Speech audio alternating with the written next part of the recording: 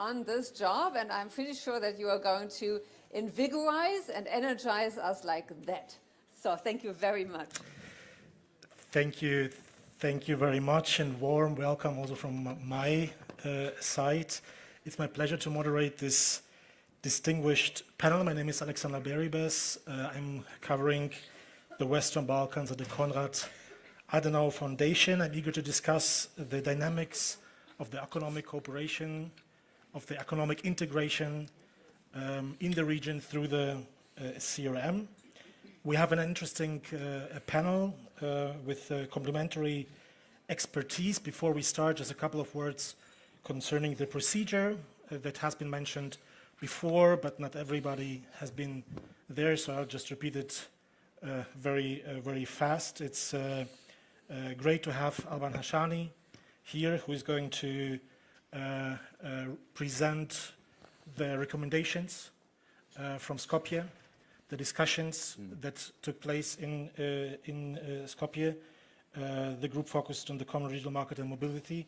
And afterwards, each of the panelists are going to comment these recommendations, to share their views and their observations on the topic and on the corresponding questions. I'm delighted to have very great panelists here. I will start with Tatiana Steryova-Duszkowska, the Secretary General of the Western Balkans 6th Chamber Investment Forum, Elda Kalaya, the head of the Office of the Secretary General of the Regional Cooperation Council, RCC, Zdravko Ilic, Senior Trade Expert in charge of trade and services in CEFTA Secretariat. So a very great day today on this topic. And Odeta Barbushuli, resident professor at the College of Europe, the newly established Tirana campus. It's a pleasure to have you all here. I think the best is we start with you, with your presentation, and then we can comment on this. Okay. Is the mic on? Yep. Great. Okay. Thanks, Alexander. Thanks for having me here. And I've been tasked to sort of present what the working group on common regional market and mobility sort of came up with during the prep forum in Skopje, but also in follow-up meetings that we had exchanges with different stakeholders. And the group essentially looked at both opportunities and challenges to establish a cohesive common regional market, but also enhance mobility in the region.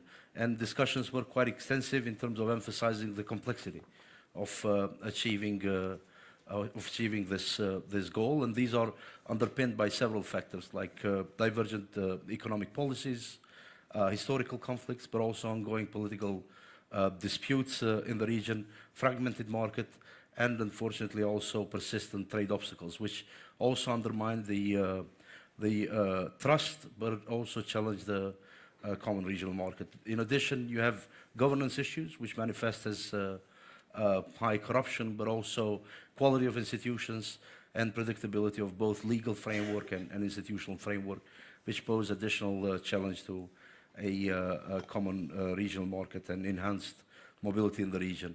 Also, the worrying trends of migration in the region are also that prevent the region from essentially creating a stable labor supply, which eventually could show up as a shock in our labor supply. Just in the background, every 2 minutes, a citizen of a country from Western Balkans legally emigrates to European Union member states, which amounts to 250,000 annually. So essentially, down the line, we're expecting a significant shock in our domestic labor supply. Also, the group considerately evidenced the role that the Berlin process had, and the stock-taking study that was presented earlier pinpointed most of those, but essentially in terms of infrastructure, digital integration, and to some extent mobility. But while there is a road ahead, essentially the EU's role is indispensable. Now, the group was tasked to come up with a list of policy priorities and then recommendations, which we tried to sort of group from those that are more easily actionable to those that are more complex in nature and require stronger sort of political will and political political commitment from the Western Balkan countries.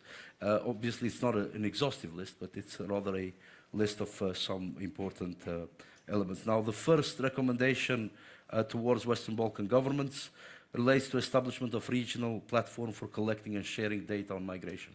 As I said, this is an important element, especially because you want data-driven policy making and policy responses towards this problem. And related to this, also the implementation of educational and vocational training programs, partly to tackle the issues related to labor migration in certain occupations and sectors, but also to target them in marginalized groups so that societies become more inclusive. And the third sort of recommendation relates to involvement of civil society actors and think tanks in policy design, not just as a checklist exercise, but essentially creating space for meaningful role, because it's not just to provide and give important and diverse views, but also it creates the buy-in of the society in a much-needed environment where we need a basic consensus in the society. Now, the recommendations for the EU institutions, first to support and expand mobility agreement that facilitate recognition of diplomas and regulated professions, which creates a lot of opportunities for the region, also in tackling issues of migration, but also increasing competitiveness of the region. The second recommendation is to increase significantly the support for export-oriented SMEs. There was almost a consensus during the group discussion that these are important actors that are driving growth, innovation, and employment in the region. And also, these could essentially serve as a catalyst for creating backward and forward linkages in value chain and supply chains in the region, because currently countries are rather competent than are more complementary. So essentially, that could bridge this gap. The other recommendation is to devise a new growth plan within the framework of EU accession process, essentially linking up conditionalities with the gradual EU accession process. So essentially this adds to the push factors to incentivize governments to follow up and see through the reforms there. The recommendation for the civil society and think tanks is to advocate for more impact assessment of agreements within the common regional market mechanism, essentially to create data-driven or study-driven recommendations for policy adjustments to see where things are lagging, where things are not going well, so essentially we can reflect. And then there are some more sort of complex recommendations for issues that are not that easy because they require more commitment from governments in the region. But the first one is to intensify political dialogue and commitment to regional cooperation, starting from high-level meetings, but also regional cooperation, and also joint policy and framework formulations in order to increase trust in the region and eventually to also ideally lower tensions and bring the region closer to the EU. The other thing is that there are some preconditions which are also recommendations sort of down the road, like upholding democratic values, which we think, if not maintained, render everything else obsolete, and also intensifying structural reforms like judiciary and public procurement, financial control, and so on, which are prerequisites for having a cohesive common regional market. From the EU side, the group's recommendation is to urge Bosnia and Herzegovina to ratify the agreement for freedom of movement in the region with IDs signed in 2022, which is essential to create to complete the cycle. Also from the perspective of Berlin process, that is an important signal, but also that to be linked with conditionalities both in EU accession process, but also within the growth plan. Now, going ahead, essentially, I'll just I'm aware of the time, even though Alexander promised to let me sort of be Didn't not that strict. One promise additional minute. anything. But just on a sort of to summarize, essentially from the EU's perspective, the recommendation is to have a more transparent monitoring framework for the Berlin process, either in the form of regular reporting or an open dashboard which would create information for different stakeholders in the region that could hold accountable governments, be that civil society or media, and also create that much needed consensus that I discussed, to invest more in digital infrastructure, but also innovation as key determinants of competitiveness of the region.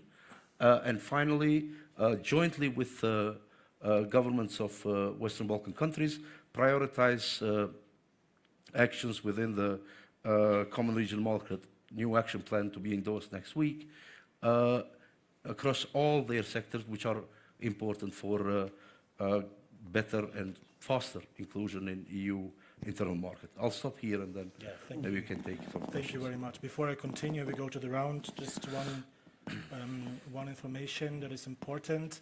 We have there an empty chair. We had it also in the last panel. If you feel you would like to contribute to the discussion, you would like to raise a question, or you would like to be visible on YouTube later, so you can just join us in front.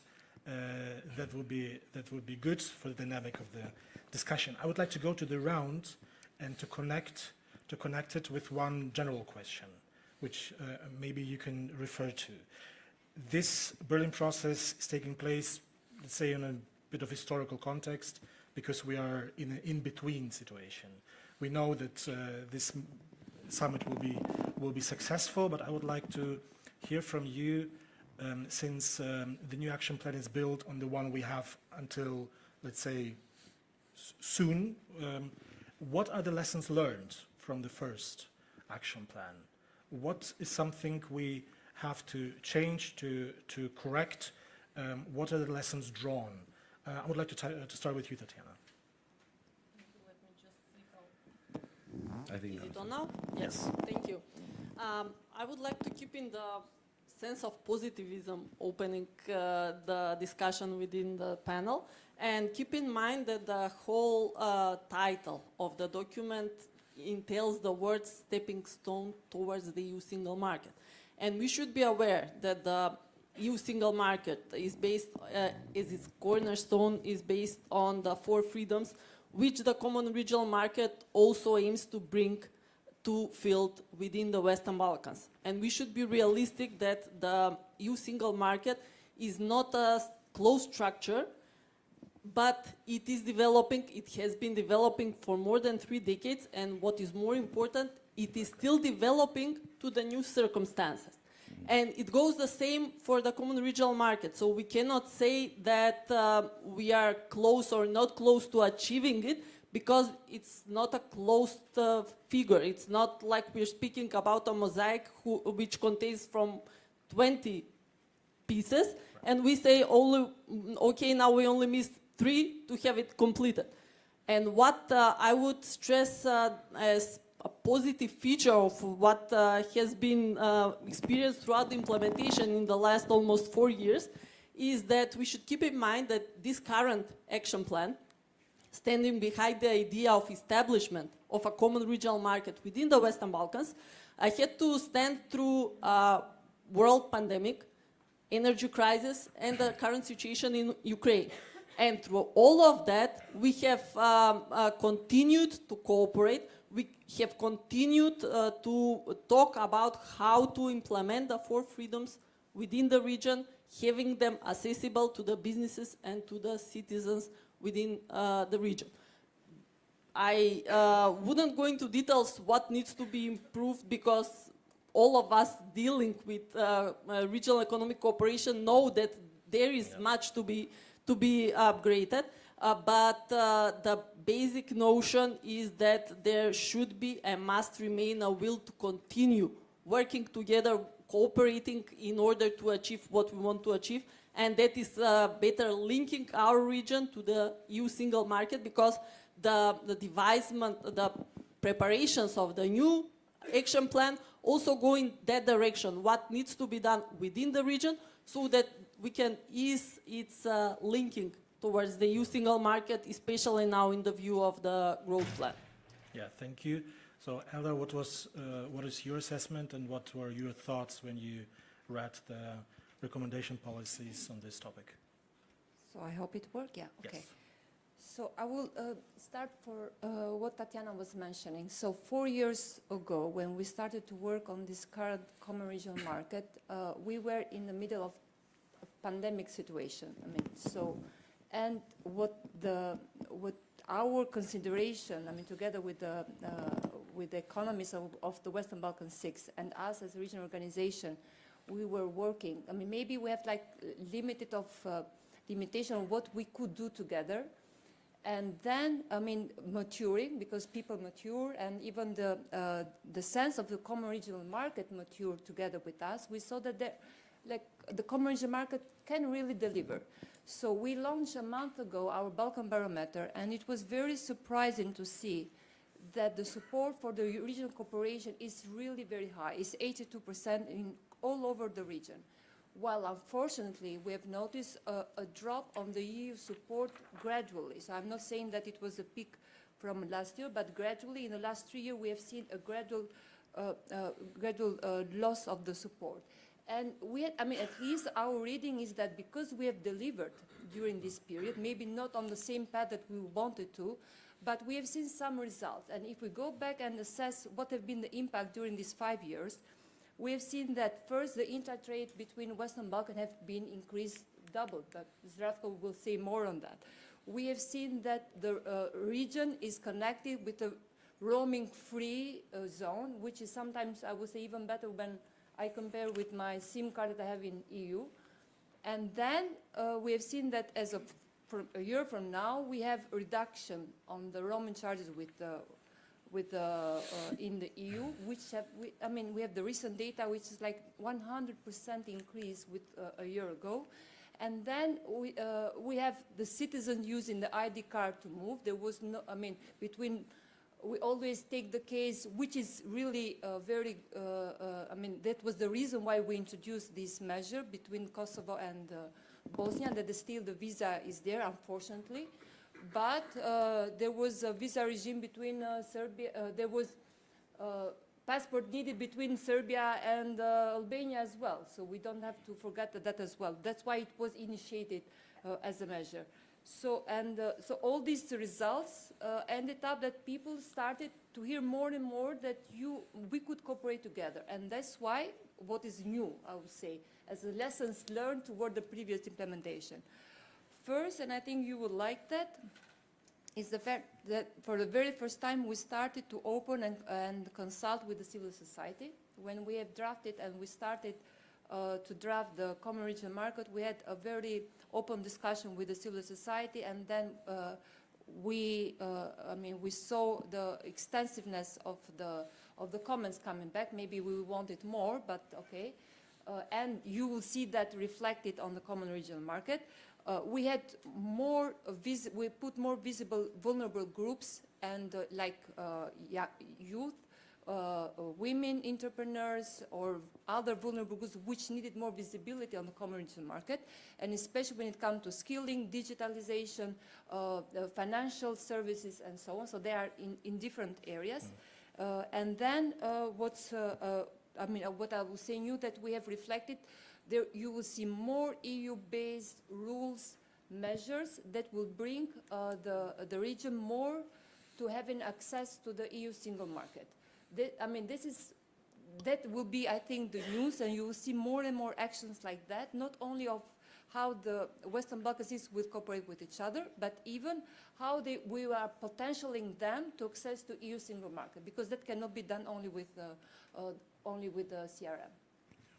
Wonderful. Thank you very much. I will pass to you, Zdravko. In the recommendation paper, there is also a reference to CEFTA. So what is your take on this? I don't have to do anything with the microphone now. No. Yeah, okay, thank you. It works. Okay, but let me actually start in the same way that like Elda and Tatiana started, because with the some reminiscences to my beginnings in CEFTA, which actually was there in the beginnings of the CRM and the pandemics and everything. It was so actually bizarre a bit, I would say, because we managed to put in place there in the pandemic years, in practice, something that effectively was not done in the EU, and these are these green lanes and corridors. So that's, we started by taking the idea and the elements of the mechanism to put it into practice, and we actually saw when we talked to the truck drivers actually who were interested, whose life was most affected by this, that it's working even better than within the EU. And now this became even a brand of ours and of all our partners in the regional plane. And but afterwards, what happened was that this great enthusiasm that I personally had kind of crashed, because we did not manage to push through something that seemed to me, at least theoretically, easier. And I would say that one of the big lessons learned that we can't ever forget is that when implementing this, and I come actually from a team of people who are technical experts, you know, you ask us about certificates, the qualifications, this kind of stuff, so we can talk a lot about it, is that economy and technical cooperation goes hand in hand with political one. And that we cannot ever forget. You cannot talk about it. No, we just do this because, you know, this is easy, this is technical, this is something that targets people's lives, you know, and then the politics is somewhere else. No, everything is basically intertwined. And this is something, and this is why we rely so much on Berlin process, because it actually gives us this political support. It gives us this. That's why we have leaders next week coming together to discuss and resolve the issues like we had. And I think that most of us who follow CEFTA know what kind of problems we had, which were luckily, and this is why this is a good day for us, are resolved. And today, actually, we at 1 o'clock, we had a joint committee meeting, which ended up in adopting 12 decisions, out of which 9 are directly facilitating a trade in different areas, whether it is digital trade, or it's customs, or it's intellectual property, tourism, travel agencies, and so on. So this is how various our topics are. And when it comes to the recommendations, it's always refreshing to read them, to be honest, for me as well, because it gives us some elements that we don't have. And then you read it and you say, yes, of course. And some of them are, some of them open some new perspectives. So some of them are kind of, you can find them hopefully next week when you read the action plan for the new CRM.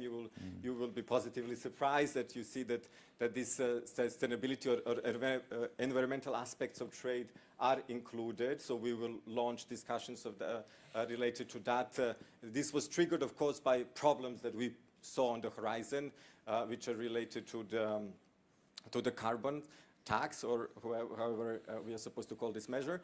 But another ones that what I wanted to see more in your recommendations is actually this bread and butter, the core elements of the free movement of goods and services, maybe not so much to people, but goods and services, of things which are related to Chapter 1 and Chapter 3 in the EU acquis, which would say, yes, we want, for example, this, you mentioned in your introduction that the persistent trade obstacles, and and it's true that these trade obstacles exist, and the only way we know how to resolve them is basically using these European mechanisms which exist between France and Germany, for example, or between any country in the EU, and we want and need to implement them in the region, so within CEFTA. We started that, of course, but there's a long way to go, to be quite honest. And we always rely, and I think Tanya knows, because we have a lot of discussions with the business sector, that we rely on your voice to your governments to say, you know, when we talk about boring stuff like, like certificates and qualifications, that there is there are some CSOs who go to government and say, yes, this is actually important. Maybe it's not super sexy, but we can make it actually sexy somehow to the citizens, because they are related to something very down to earth, very concrete, tangible results. Thank you. Thank you very much.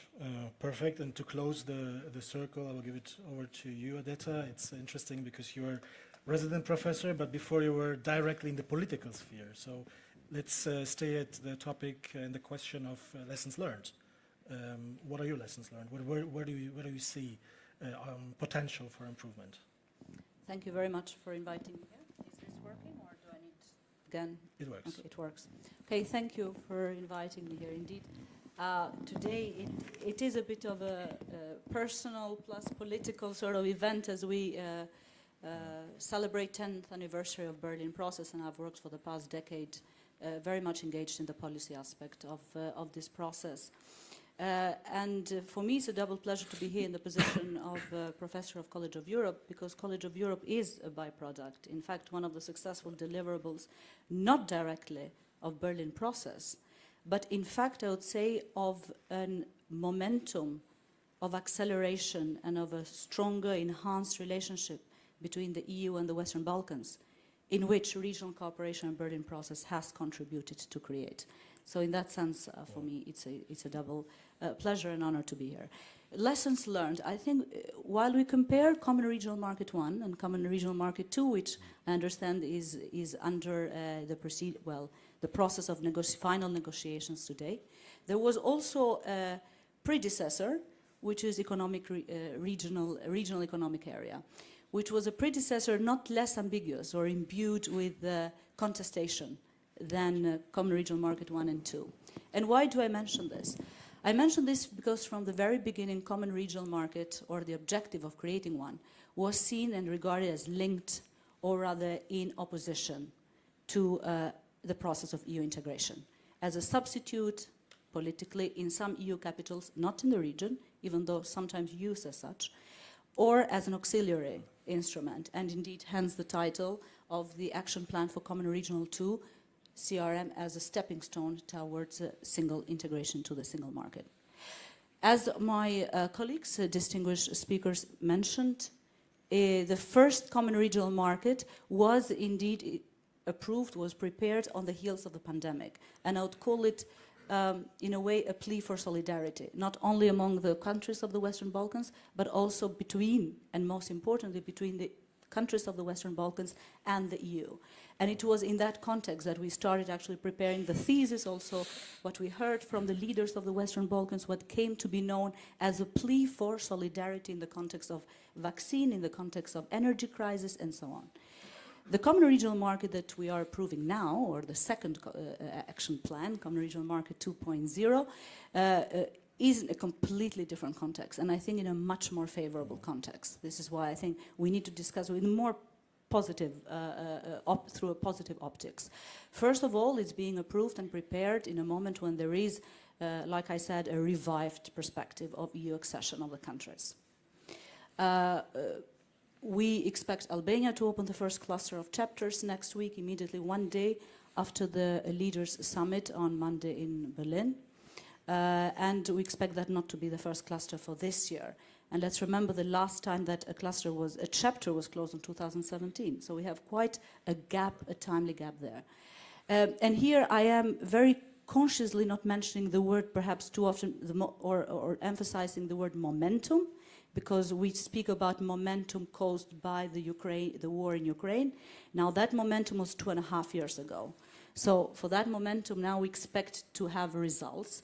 And I think the opening of that first cluster and progress with Montenegro further on is a result of that. Another result of that context is, of course, the growth plan. And I would like to say, without any shred of modesty, that in many ways Common Regional Market has created the context and has created the political will in the region for and anticipated in many ways the growth plan. Because if nothing more, and I wouldn't go there into the technical cooperation that was outlined by the speaker, by my colleagues here, was that it created a platform and it created a moment for the leaders of the region to speak in one voice vis-à-vis the EU with regards to more funding needed for the region, with regards to the necessity for the region to phase in and gradually integrate, I wouldn't say only in single markets, strictly speaking, but in policy areas, European policy areas, mechanisms, instruments of financing, and etc. So, and I think that is perhaps the most positive deliverable and result of the common regional market. Another aspect I would mention in relation to our first panel today is that common regional market is not only the most technical, but the most structured element of Berlin process. It has a very detailed action plan, and I'm speaking about both the first and the one which is about to be finalized. It has a legal basis, partly CEFTA, mostly CEFTA. It has a coordinating body, which is RCC. It works with other regional organizations. It has coordinating bodies and structures in the countries of the Western Balkans. So in that regard, it's a very structured cooperation. And given that, or precisely because of that, it is in many ways a litmus test for the progress and success of Berlin process, but also a litmus test for something which was less mentioned today, or was mentioned tangentially, which is the health of good neighborly relations. And we have seen that in continuously for the past, well, since 2020, but I would say since 2016 with the approval of Regional Economic Area, that the work which goes underneath, from underneath meaning behind the stage, behind the scenes of what we see, and the work which is ahead and prepares for the approval of documents at the ministerial meetings and the summits of leaders, is immense work of all actors involved to neutralize all aspects which are related to political, neighborly or bilateral relations between the countries, between the parties. And I think that's an exercise which is as diplomatic and political as it is technical and of economic nature. So I think that is indeed a very important aspect of common regional market.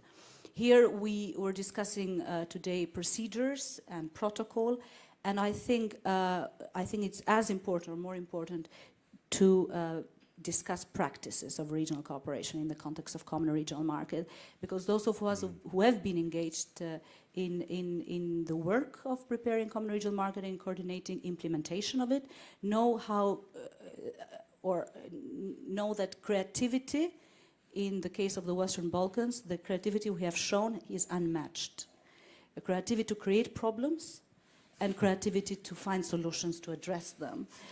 So I think in that sense, it's a lot to learn from Common Regional Market 1 to Common Regional Market 2, how to solve these issues. And I think we should be more focused on finding practical solutions rather than finding practical ways to cause problems. Which leads me to the political will. And I think it was slightly, I need to elaborate this because I think it's very important. You promised the same as you promised to both of us. I think without that political will shown by the leaders, we won't see progress in implementation of Common Regional Market 2 as well. Here Bosnia was mentioned, implementation of the mobility agreement for the movement of people with ID. I think it's very important that the leaders see an incentive. And non-complying and non-committing or non-respecting the commitments should be as costly as it is of non-alignment to the EU reform plan. I mean, now we see all this hype, with good reason, about implementation of the growth plan. We forget that common regional market is one dimension of the growth plan, and it is very interlinked to the other three dimensions. But it is not in policy terms, it's not in legal terms. It's only in political and rhetorical terms, which makes it more difficult for parties to actually comply to commitments. And the second part, I think, of this argument, of the political argument, would be the pressure on the part of EU and Brussels. There is a reason why, in fact, the three mobility agreements passed during the German chairmanship, or the relaunched Berlin process, the German chairmanship in 2022. Because I think that goes to show how important not just ownership on the part of the parties of the region, but also of the EU member states, those who are more invested and Germany being first one to launch this, the country to launch this process is in this regard. So I'd leave it there, and I hope we'll have another chance to speak more concretely about themes, thematic pillars, in which I think we could work more, and what we could do more in terms of coordination and avoiding duplication among different actors. Thank you. Yeah, thank you. Thank you all for this bouquet of assessments. I will take a look to the audience. Is there somebody who would like to? You were sitting last one also in front, right? No, first one. Okay. Okay, so please feel free. Do you want to join us? Feel free.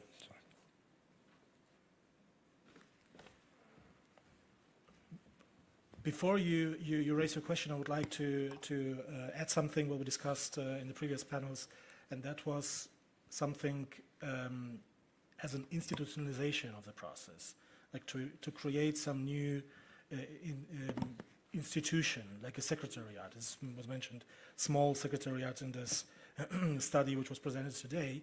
So I would like when you give your further assessments to comment also on this.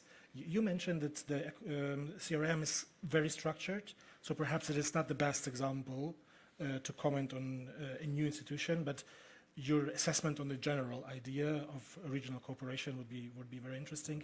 Or maybe is the CRM a good example which we can kind of like take for other areas? But please, first, your question. Yeah, hi. So again, my name is Sokol, and yes, I was hearing everything that was said, and I think as much as the COVID justification is valid, I think it was quite an opportunity on some of the things related to CRM, like the digitalization and the green lanes, which came out of the need to actually fight COVID and fasten the process itself. So I think it's worth recognizing.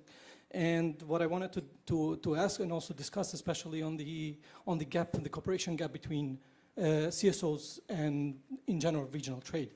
I think one of the biggest issues is that the space of the CSOs to actually contribute to the regional trade, both at RCC and especially at CEFTA, has been very low. Like, in generally speaking, for example, the consultation on the CRM2 happened as an ad hoc solution to actually consult CSOs, and then CSOs maybe didn't give enough comments, but also they weren't kind of exposed to these topics that much. So I wanted to ask, like, when in the scale of reforms at CEFTA, what about the possibility of actually aligning again with the EU and the practices on the FTAs that the EU has when it comes to trade and sustainability chapters, where the domestic advisory groups fit? And that domestic advisory group actually would enable to close this gap between CSOs, trade unions, academia with regional trade. I think that would be very beneficial when it comes to actually allowing us to cooperate and tell what we think and how we think about certain things. The second thing is when it comes to the trade and sustainability chapters, and also when it comes to climate and environmental issues, CEFTA and RCC and both the EU in the region have been acting on ad hoc solutions again. Everything, the green agenda came out of the necessity because there was a Green Deal. But like, what if we actually, on the reforms of CEFTA, we actually include trade and sustainability chapters where we make legal obligations for countries to actually contribute and commit to certain environmental issues, labor issues, like conventions of the ILO, the Convention of the Biodiversity, actually making the NDCs of the Paris Agreement obligatory to them, and also remaining the progressive approach towards making NDCs higher and higher and higher. I think that's one of the ways how EU is actually enforcing their FTAs. And of course, the dispute settlement body today was announced that it's happening. I'm really looking forward to that. And another question on the CRM. I think we make a pause here. Okay. I think two is enough. Let's see what happens. If there's some dynamics, so we'll take more. If not, but please stay here for a moment. Zdravko would like to comment on these two questions. Yes, thank you very much for the question and for the comment. And I'll open by saying, yes, you're completely right. So we don't have any, we don't really have a proper structural way of cooperation with the CSO. That said, this is because we are working in trade and we are kind of a little bit obsessed with business community. So this is what we are first looking when we are talking about with the civil society. So we want to know whether this makes sense for businesses, and this is why, for example, we reached out to the chambers of commerce. We have this memorandum of understanding, and then we try to dig into that and see, for example, how we can use this two-way relationship. On one side, to get the information, what is relevant, what actually is the problem. Otherwise, we just learn it from the I don't know her feelings, from the academics, which is also very good. But what people know on the field actually is unmatched in terms of the visibility. And that said, I mean, we do want to expand that, and we are looking forward to that, and we are looking into ways to do that. Unfortunately, we don't have so many resources to, you know, so that when you imagine, for example, SEFTA Secretariat, I don't know what you imagine, but I tell you, there are 5 people, 5 technical experts who are working on goods services and all so-called cross-cutting areas which target trade. So, however, I think that this is something that we can continue discussing, and we can try to find ways in deepening that anyways. When it comes to sustainability chapters, as I said, I think this wasn't on the menu. I honestly think that because the parties themselves, the economies themselves, they feel that, that you need to have also a certain level of competitiveness in order to internalize the standards, and this is something that goes hand in hand, increasing the standards and increasing the competitiveness and your economic power. But this is why in this, so the third cooperation iteration, basically with the CRM2, we do have launching on what we called environmental aspects of trade. And I think there we can find as well elements, if not systematically chapters in CEFTA agreement, but then definitely an element, seeds that will be planted and hopefully soon grow into some green fruits. Yeah, please, Tatiana. Yes. I was the first in race to the microphone. Very brief interventions on both raised issues. First is the need to... I think it's switched off. You raise it, but it didn't work. If I may, on the other side. There you go. Now it's okay? Yeah. Now it's Okay, good, thank you. When it comes to involvement of all interest stakeholders, let me again reiterate open invitation or preparedness for cooperation on behalf of our network, because as Zdravko said, we are the ones who are usually in the framework of stakeholders being involved in the issues simply because it is the companies which are the main users of the services that are being provided, but we are happy to extend cooperation with all stakeholders on field, because the bottom line is, I mean, it is also what businesses on daily basis need and require. It is concrete results on field, tangible benefits that they can feel and use in their daily operations. When it comes to the second issue, maybe a small intervention when it comes to the backside of the preparation of the new iteration of the Common Regional Market Action Plan is that, in fact, on behalf of the businesses, it has been proposed that another building block was added covering some of the issues related to sustainability, but the will on behalf of the economies has been that it is already being settled under the framework of the Green Agenda for the Western Balkans. So there is no need to intertwine both areas. The rationale behind our proposal was that there have been issues which are interrelating trade and sustainability or environment protection. However, it remains to be tackled and further developed under the framework of the Green Agenda. And whilst I have the microphone, let me address one of the recommendations which have been raised in the opening of this panel, relating to the need to provide much more support to the exporting companies. This becomes even more important now in light of the new action plan, which is on the verge of being adopted, and especially in light of the new growth plan, because if things are progressing towards opening up access to our companies in different areas of the single market, we also need to strengthen the work on their capacity buildings to be able to cope with the market forces once they have the access in the particular areas. What is an activity that we have been leading as Chamber Investment Forum in the last 4 years in the framework of the current action plan is the Regional Supplier Development Program, and through it almost 7,000 companies have benefited of a different services or support mechanisms that we have devised within that program. Even today, as we are speaking, we have a group of 25 companies from the Western Balkans participating jointly at a construction fair in Italy. However, that is not sufficient.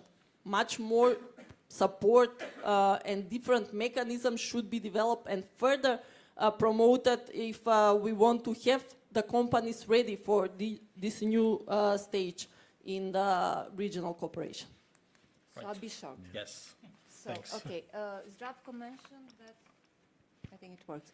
So Zdravko rightly mentioned that they are treaty-based, so it's very difficult to find a way or mechanism how to work with the civil society. We as well, although we are not treaty-based organization, but we are, we have the mandate from, we are a intergovernmental organization. So still we are, governmental mandated one. So our natural, habitat is to work with the government to empower the, the authorities and so on.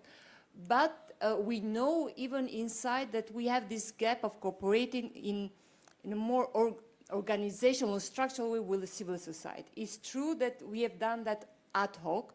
Such was the case with the second iteration of the CRM. But believe me, it took us a while till to go there. And we gave enough time because it was based on the lessons learned of the Green Agenda. We gave enough time to the civil society to actually be involved on that. But we are not satisfied the way it is. Maybe it should be structured, but this should come from the civil society as a way how to work with CEFTA or how even to interact with us. When it comes, unfortunately, I'm not going to be tomorrow for the Green Agenda, but I'll be very short. Now we are going to open the process of the revising the Green Agenda, so civil society will be involved on this process. We know that the process the first time wasn't that great, and we are really hoping it will be improved in the future in a more structured way. But we have initiated as RCC the hub for the platform of civil society to be active on the Green Agenda, and I really hope it's working. But this is not us to follow. Normally, it's you that should follow and be more active. Just a quick comment from your side. Well, I don't have much to add about the consultation of the reiterated version of CRM with civil society.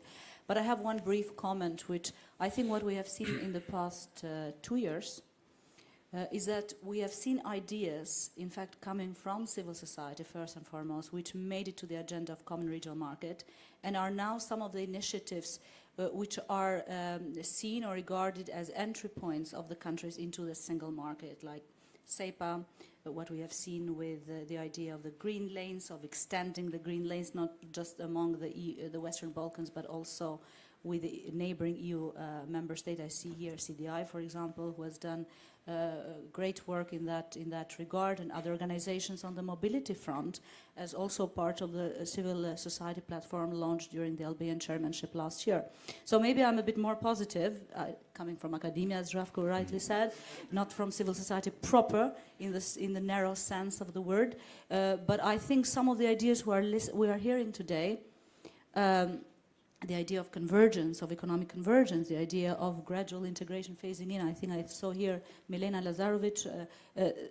Some of these ideas were articulated by experts of civil society. So perhaps in terms of structured consultation, that is not something I can comment on, but in terms of agenda setting, and in terms of ideas which have been materialized and percolated into policy making, I think what we have seen in the past 2 years is really positive, and I would say even unprecedented before in the context of regional cooperation, also EU integration at large. Thank you very much. I will take a look to the audience if there is somebody who would like to join us in front or raise a question from the audience. It's also possible. No. If I may add two Yes. things in terms of thematic Of course. pillars in which perhaps more if there isn't any other I question, didn't see. could. I didn't see. Maybe if I can just end and leave, and then you guys can do that.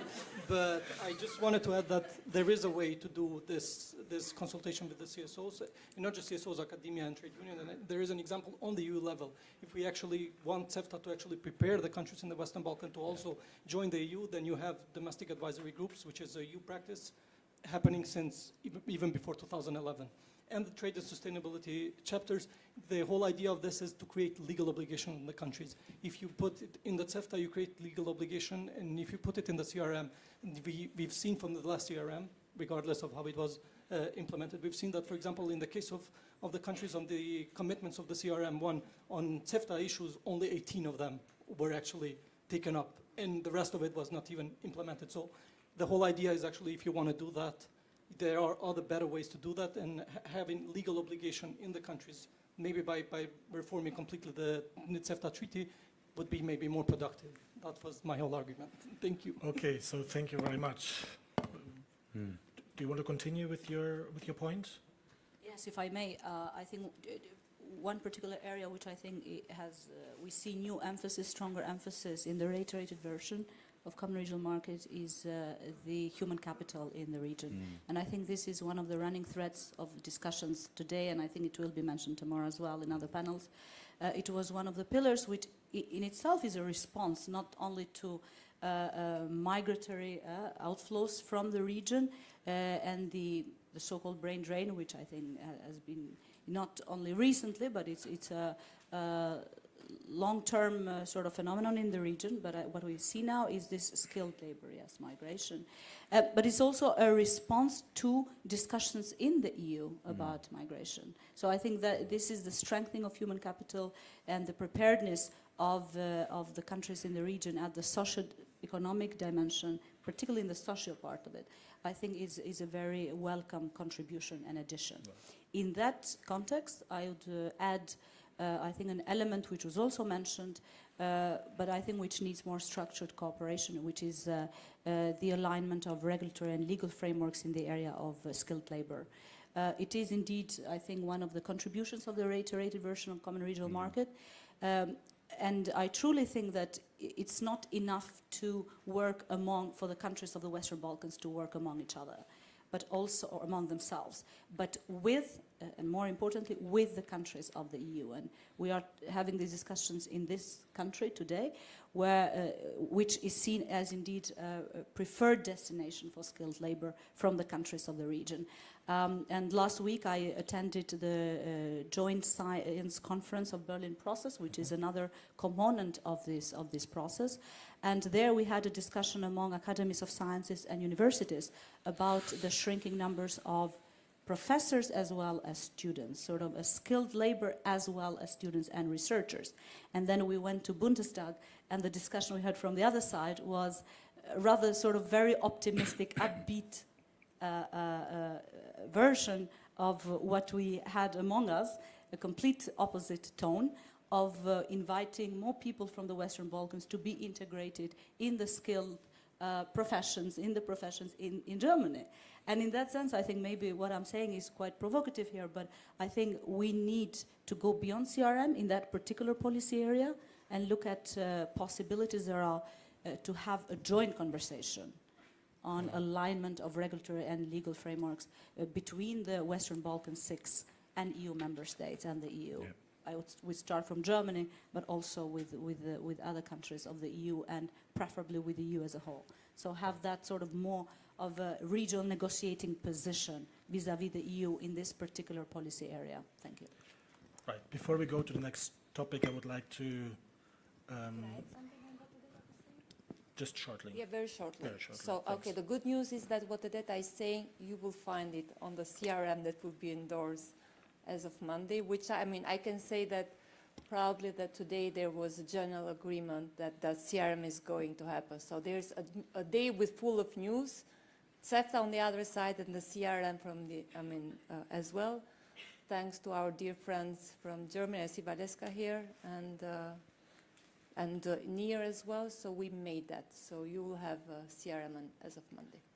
and including sorry. more action on mobility in the region. But I didn't want to ruin the surprises for next year, for next week. You'll have more mobility, not only on the skilled, but even when it comes to social dimension of the CRM, because we cannot have just mobility work permits without having, for example, the pensions, the contributions, so the years. So, I mean, we are having the fully fledged, vision of how we could enhance the mobility within the region, because there is appetite of and we see like 5% of the businesses wanted to actually, to have employers coming from the region, so there is appetite on that. So that's why we are thinking fully fledged. And on the other side, we are working with the EU. We will work with EU when it comes to the mobility schemes of academics and professors, as that I was mentioning. Right. Perfect. I'll take a look to the audience. If there is somebody, Great. Great. So join us. And in between, I would like to give Alban you the chance to comment, to give us a short comment on this, and to connect it with the discussions that took place in Skopje. Should I start? Or? Yes. And Okay. No, I think it, firstly, in terms of the list of recommendations, I agree that there were, as I said initially as a disclaimer, it's not an exhaustive list. Essentially, there were a lot of ideas, but it's also a trade-off of what do we want to include. I think CRM is an easier topic, so to say, to reach to an agreement. Even within our group, there was not a lot of disagreements, apart from technically some aspects that we sort of left out of the recommendations. But these are not just the lowest common denominator, but I think there were a lot of other things that we agreed on. But also in terms of selectivity, we had to leave something out. I think also some of the discussions here were part of the discussions we had in the forum in Skopje. That also confirms sort of the way that we were thinking about some of these recommendations. And I think we need to echo that this CRM is not just a matter of regional countries, but this is also the way to integrate within the European single market, which is an important element for these countries to become more complementary rather than competing with one another. And in this sense, I think that these are rather complementary. And I can just say that the discussions within the working group were along these lines, and there was not a lot of disagreements in terms of pinpointing these recommendations, but also others that were left out for practical purposes. That's good. But before we continue, just a short question.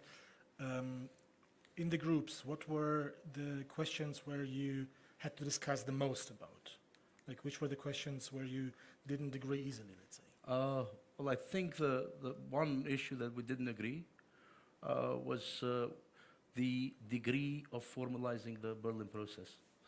You know, and I think this is something that there was. I think the group was leaning towards less formalized, but there were also voices to have it formalized. But we left it out because there was no agreement on that. Okay, thanks. So we go to the German business. Yeah, thank you. I just wanted to comment on 2 points which were raised here. So my name is Anja Küring. I'm the Regional Director for Southeastern Europe at the German Eastern Business Association. And Odetta, you mentioned a very important point regarding the topic of losing qualified workforce to the European market. And yes, indeed, we know that Germany is one of the most important destinations for that. But I wanted to make that point strong. The German business who have invested in the region is highly interested in keeping those skilled qualified workforce in the region, or at least get them back. So therefore, I think indeed a much more dialogue between all the stakeholders somehow engaged in this topic would be needed and would be highly appreciated also from our perspective, because the question of brain gain for the region is very important and highly on the agenda, especially if you talk about further investments in the region, which of course will come along with new jobs created in the region. And we already now have to talk about lack of workforce in the region. So there are a lot of topics we have to tackle together. And I'm really happy that we had the chance last week in Pristina also to discuss this with the Supplier Balkan Expo, and really to make this point as again that this is the interest at least of the German business who have invested in the region. So that was the comment I wanted to make, and maybe also to use the chance sitting here, being at YouTube, to actually reiterate one thing. We would, as the German Eastern Business Association, very appreciate if we could have the forums organized at the same date. So the business forum as well as a civil society forum, and maybe also other forums, as we have seen this at the Poland's summit in Poznan. We had the same date, the same place, and we saw that the audience of both forums got mixed, actually. So I think that would be one of the best solutions, how to bring all the stakeholders together and to discuss really the topics we have in both agendas, energy, renewables, sustainable economic development, and so far, and migration at least as well. So maybe that would be one take from my perspective. We would really appreciate that if the governments could somehow, whoever will be the host of the next year's summit. Right. That's a very good point. I mean, today we have also the parliamentary dimension in the city, so that's something at least it takes place parallel. If we compare the business forum, which took place some time ago, and the civil society forum, where do you see similarities in the topics? Where would you say like it's easy to agree, and where is the agenda setting different? I wouldn't.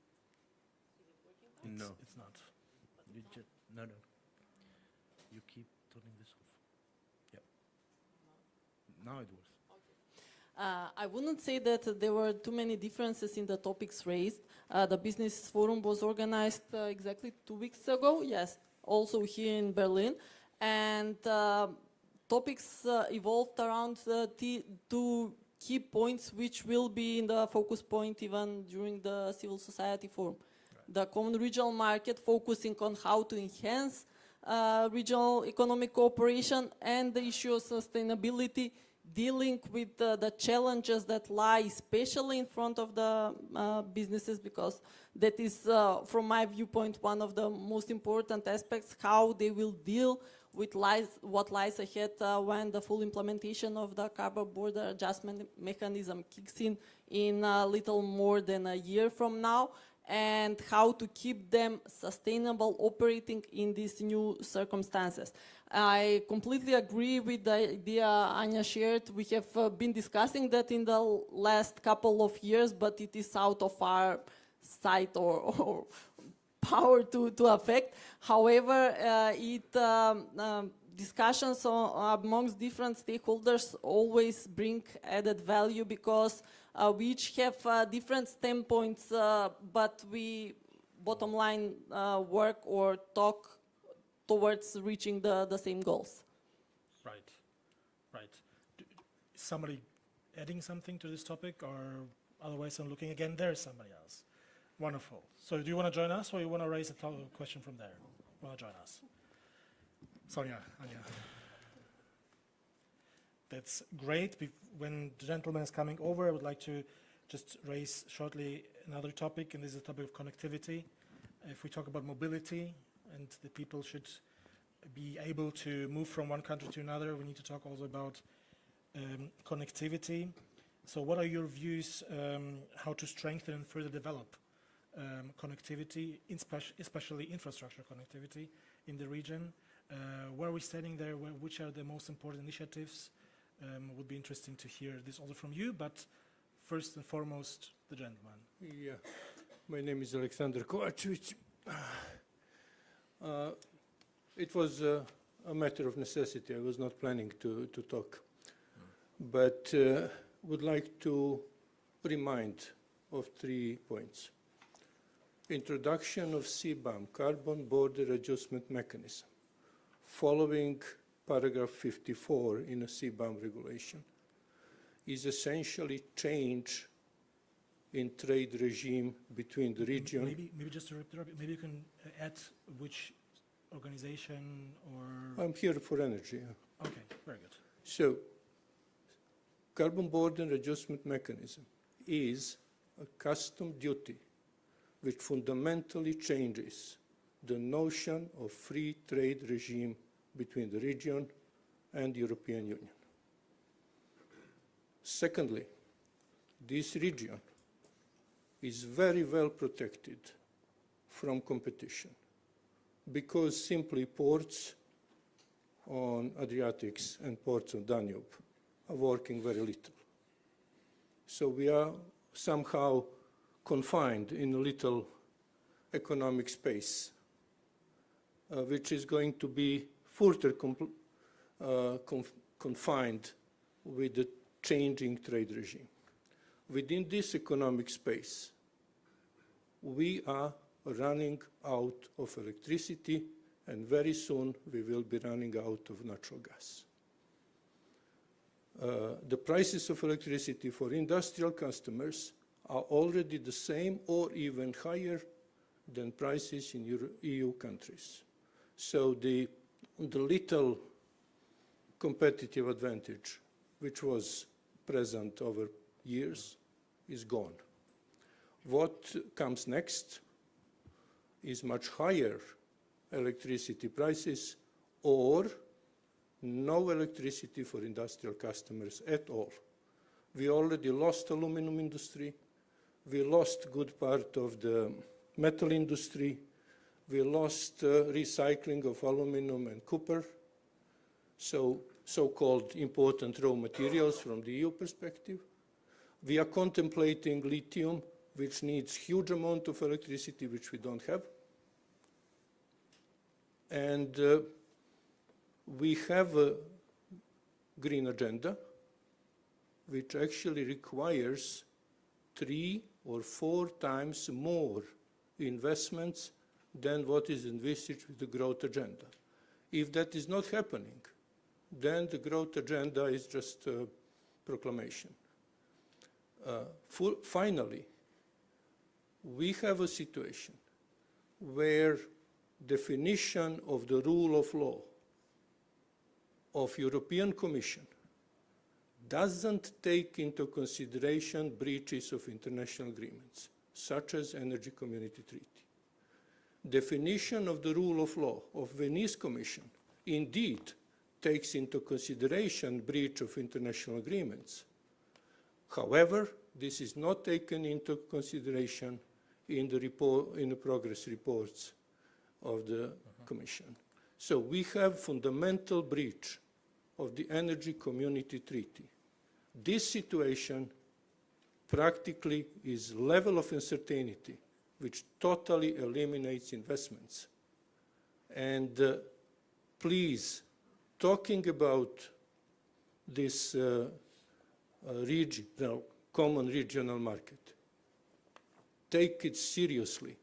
Yes, common regional market is enormously important. It has fantastic potential for growth.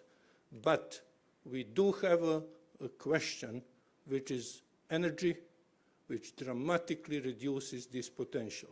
So energy now has fantastically big opportunity cost, which is going to be filled all across the region. Let's leave it there. New aspect, energy. Alban, energy? It's not about energy. It's about fantastic legal uncertainty because we don't see the problem how we are fulfilling international obligations. This is going all across all the sectors. This is not only about energy. Right. So, Alban, can you refer to this? Was it something discussed in Skopje? No, not much. Well, in terms of CBAM, essentially there were discussions about the preparedness, both of the first awareness of the private sector about the CBAM implications and the impact that it will have eventually on the competitiveness. So that is something that has to be built in, both in terms of awareness from private sector and also in policy design, so that that is internalized, essentially. Yeah. Thank you very much. Would you like to add something, Leta? I think Tatiana mentioned before, there were discussions originally that maybe to the CRM we should add more element when it comes to energy as a trade element. I mean, because energy and CBAM will affect the trade and will reshape this element. But and there were a lot of discussions, but at the very end, I mean, since the CRM is a joint denominator of what each of them would like to cooperate, they keep it separate. So they consider that as part of the energy treaty and will be covered there intensively, and the green agenda, which I think with the new elements that will be revised, maybe that will help more the countries to be more focused and prioritize that. Leta, would you like to add something to this? One perhaps more concrete point, another one broader. In terms of more concrete point, I think one of the successes, in fact, of common regional market has been the transport and trade facilitation in the Western Balkans, and now in cooperation, of course, with transport community, of having a very clear roadmap for facilitation of trade and transport with the neighboring EU member states. So that, I think, goes in the direction of work we have been doing in terms of, with a view of, or with the aim of improving connectivity. Right. So the first point here, I think a broader point, would be the aim should be not just to improve connectivity in the region, but connectivity with the rest of Europe, with the EU. So I think that's very important to emphasize. And that, I think, goes beyond CRM. So CRM has effects and has a positive impact also as an end in itself, not just as a preparatory instrument for the countries, you know, when they will become members of the EU and part of single market. But connectivity, I think, is something which goes beyond that, and is very important to have a long view there of connectivity with the rest. And we are so integrated, physically integrated with Europe, with our neighboring countries, with, I speak here again, having Albania as a reference, how closely we are with Italy, with Greece, with other, but the same applies for other countries of the region with other neighboring EU member states. So I think it's important. This is the first dimension. The second dimension, which I think is, if not explicitly expressed, but maybe implicitly expressed here by Alexander, is this integrity aspect of connectivity projects. And leaders have indeed, it has been included in the leaders' declaration, I believe, of 2020, the integrity aspect assessment in connectivity projects, and that indeed came from civil society too, as a sort of a push from, as an advocacy work, or indeed a deliverable from civil society, from CDI and with partners. And in that regard, I think that's important to see how accountable the countries are in terms of keeping the commitments. And third, which is even broader point, it boils down, I think, when we speak about connectivity or CRM, trade or energy, I think it boils down again to accountability, to implementability of the commitments, and to the political will, and also to the pressure from the outside, both EU and EU member states, to the countries to keep to their commitments. I think this is what it boils down. But it's important, I think it was mentioned previously, how costly non-compliance is. Now, you mentioned with regard to energy, the more we communicate that, how costly it is not to comply, I think that's very important. And I think it applies for CRM and every other aspect of Berlin process and regional cooperation. Thank you very much. We have around like 8 to 10 minutes left. I'm taking a look again to the audience if there is somebody who would like to join us to share views, comments, experiences.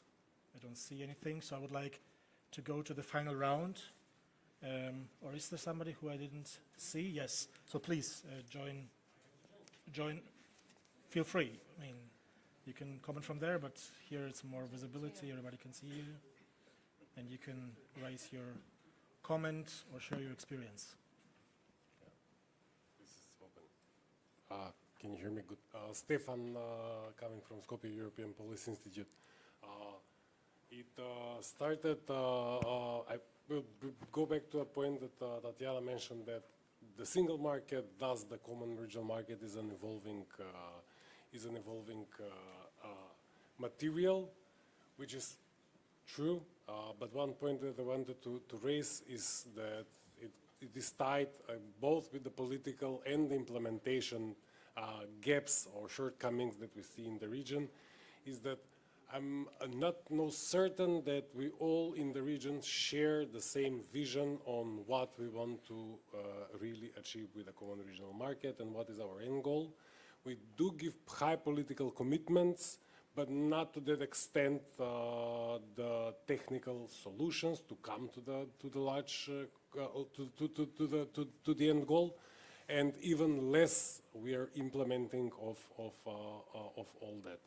It is very good to hear that CEFTA's decisions have been passed today, but we are very aware that that process lasted for very long, both being technically agreed and even more, I think, some of them to be politically approved. So when we're talking about how much we can, what is the cost of non-compliance, we have to assess how much we have lost by not implementing these decisions earlier. And even further, to understand what are the benefits and who will benefit from all this. So the point that I wanted to say is that without having proper information on what are the benefits from the common regional market, so this is the information gap that I think that we are lacking. The business community is, or the Western Balkan Investment Forum, it does its part on it, but are we certain that all the possible gainers or beneficiaries do get this information? So the information gap can be supported, I think, with the civil society. The assessment on what are the possibilities or what are the constraints for all actors, again, can be supported and should be, not only by the civil society, it can be done and should be done by civil society, but also by the business community to ensure that it will benefit. And again, we have to make sure that I agree that new mechanisms should be discussed and explored how to mainstream the monitoring of the whole process, but we should not forget that particularly for the common regional market or trade-related matters, we already have established institutions. So we have to make sure that we are using them. So I urge the international organization or platforms to use their platforms to send clear messages where we are lagging behind and what we are losing if we don't comply with the commitments that we have gave throughout the years. Yeah.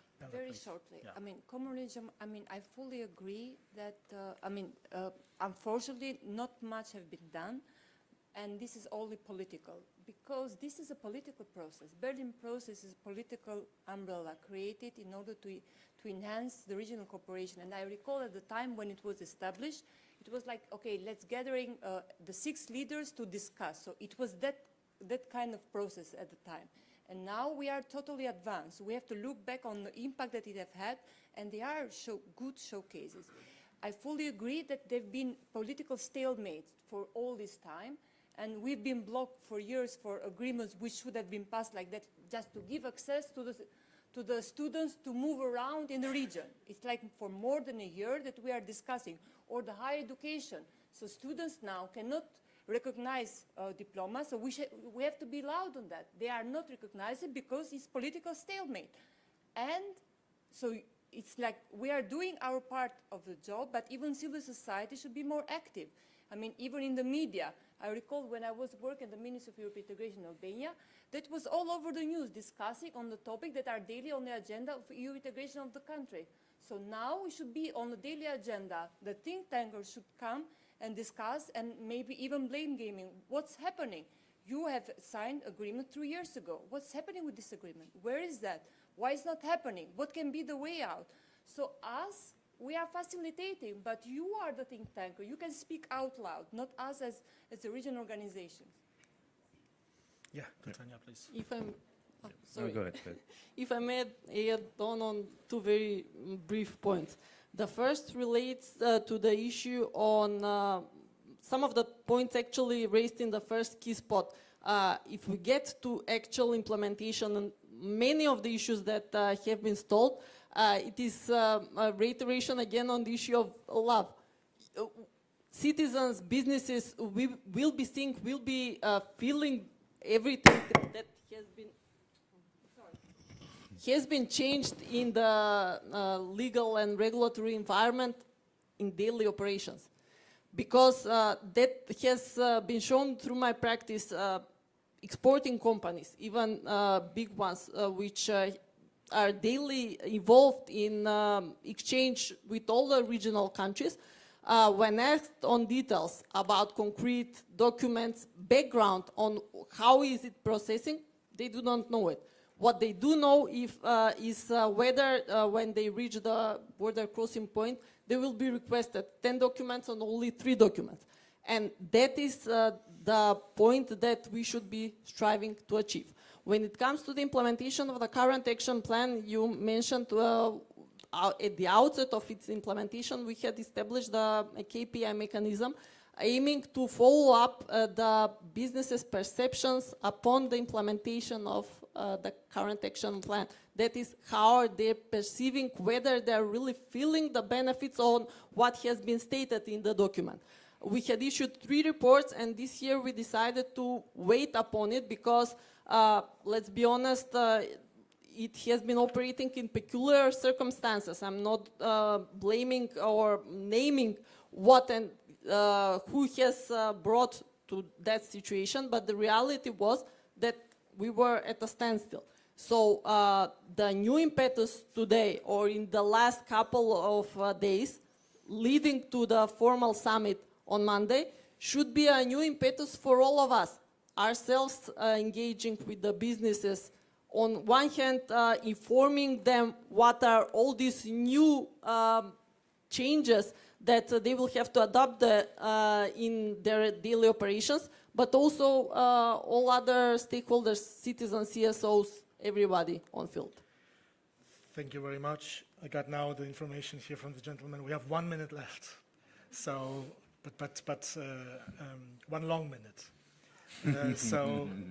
We will go now to the final round, and I would like you not to summarize the discussion, but maybe if we look to the next years, 25, 28, what is, according to you, the main, if we really want to focus on issues, the main task we need to focus on if we talk about the improvement and further development of the CRM? What is the main issue we need to focus on, political dimension and civil society dimension? Like, what is the most important issue which shouldn't be forgotten? I would like to start with you, Odeta, so Alban has the last word, word Standing as a civil society representative. Stay on YouTube. I would say, well, catch the momentum and do not act business as usual, because I think this is a rare opportunity. It's a golden moment now for all actors to work towards transformation of the countries of the region. And I think Common Regional Market is an important contribution to that, with a view to make these countries like European, like EU member states, even parallel to or before their actual and full-fledged membership in the EU. Perfect. Zdravko? Thank you. So I think that since we are here basically on one side the regional organizations and the civil society organizations, I would say the main message, I mean, from Monday on we will have a new plan, a new table basically with all the activities.